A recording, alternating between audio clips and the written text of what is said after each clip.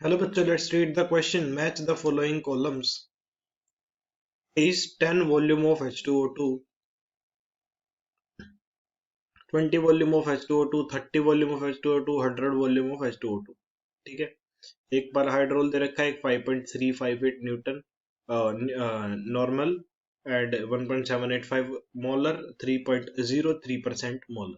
तो हमें correct match बताना है। ठीक है, तो बेसिकली अगर हम यहाँ से देखें तो जो 100 वॉल्यूम ऑफ H2O2 है वो किस में यूज होता है? पर हाइड्रोल में। पर हाइड्रोल क्या होता है? एक एंटीसेप्टिक होता है। ठीक है, और उसमें क्या है? 100 वॉल्यूम ऑफ H2O2 यूज होता है। ठीक है, तो D तो हो गया हमारा 1। ठीक है, तो D अगर हमारा 1 हो गया तो ये कैंसिल हो गया और B कैंसिल हो गया। ठीक है, अभी देखते हैं। तो ये हमें पता है कि 10 वॉल्यूम ऑफ H2O2 में क्या होता है हमारा? 3.03% मोलर सॉल्यूशन होता है। ठीक है, तो अभी हमें देखना है कि 20 वॉल्यूम और 30 वॉल्यूम वाला, अभी ये दो ऑप्शन में से ए और डी में से कोई एक ऑप्शन हो सकता है।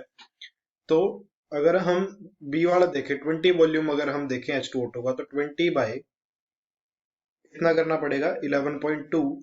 तो ये होगा हमारा 1.785 के आसपास। ठीक है, और जो 30 वॉल्यूम ऑफ H2O2 है, तो 30 बाय 5.6, ये नियरली होगा हमारा 5.358 के बराबर नॉर्मेलिटी।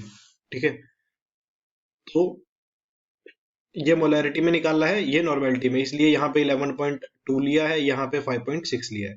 ठीक है, एन फैक्टर इसमें साथ में ही इंक्लूड हुआ है। ठीक है, एन फैक्टर की वजह से ये 5.6 हो गया। ठीक है, तो बी का क्या हो गया हमारा? 3, और इसका क्या हो गया? 2।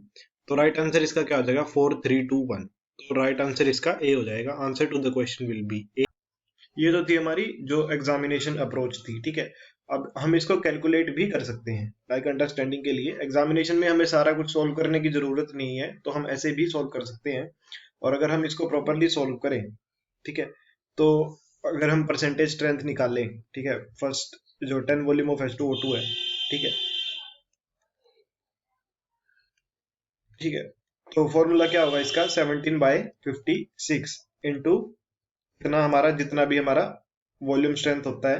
ठीक है, तो ये फॉर्मूला हमें पता है। ठीक है, हमें कितना दे रखा है? 10 वॉल्यूम ऑफ H2O2 दे रखा है, तो कितना हो जाएगा वो? 17/56 इंटू हमारा 10, that will be nearly equal to 3.03।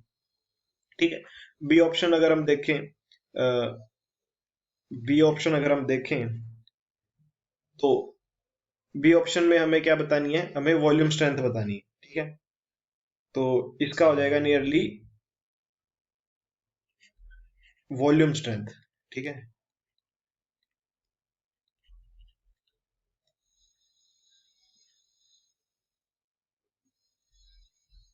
मतलब ये हो जाएगा 11.2 इंटू मोलैरिटी। ठीक है, ये फॉर्मूला हमें पता है वॉल्यूम स्ट्रेंथ का। ठीक है, तो यहां से अगर हम मोलैरिटी निकाल लें तो वो हो जाएगी 20/11.2 and that will be equal to 1.785। ठीक है, आंसर आपको ऑलरेडी पता है। ठीक है, हमने डिस्कस कर लिया वो कैसे। ठीक है, लेकिन अगर हम इसको जैसे थियोरेटिकली भी हम इसको निकाल सकते हैं। ठीक है, एंड नेक्स्ट थर्ड ऑप्शन में भी एक हमें क्या निकालना है? वॉल्यूम स्ट्रेंथ निकालना है। ठीक है, क्योंकि दो मोलैरिटी ऑप्शन दिए गए हैं। ठीक है, मतलब एक में नेक्स्ट में नॉर्मेलिटी निकालना है हमें। ठीक है, मतलब मोलैरिटी से ही नॉर्मेलिटी निकलेगी। तो वॉल्यूम स्ट्रेंथ का फॉर्मूला क्या होगा नॉर्मेलिटी के टर्म्स में? ठीक है, वॉल्यूम स्ट्रेंथ का फॉर्मूला क्या होगा? वैसे तो 11.2 इंटू मोलैरिटी है। ठीक है, अब H2O2 का जो एन फैक्टर है वो कितना है? 2 है। तो वॉल्यूम स्ट्रेंथ का फॉर्मूला Vs लिख देते हैं। ठीक है, नॉर्मेलिटी के टर्म्स में क्या होगा? 5.6 इंटू एन। ठीक है, और अगर यहां से हम नॉर्मेलिटी निकालें तो नॉर्मेलिटी आ जाएगी, ये किसके लिए? थर्ड के लिए। नॉर्मेलिटी कितनी आ जाएगी हमारी? 30/3 5.6 and that will be equal to 5.358। ठीक है, एंड फोर्थ ऑप्शन हमारा, उसमें हमें परसेंटेज स्ट्रेंथ निकालनी है।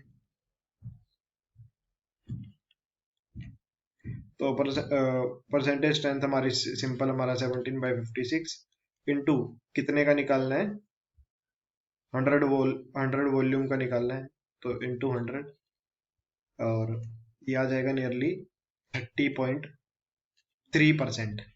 ठीक है, तो ऐसे भी हम एक थ्योरेटिकल वे से निकाल सकते हैं। ठीक है, तो और एक वो जो स्टार्टिंग में बताई थी वो एग्जामिनेशन अप्रोच थी, ताकि आप एग्जाम में ज्यादा टाइम यूटिलाइज ना करो।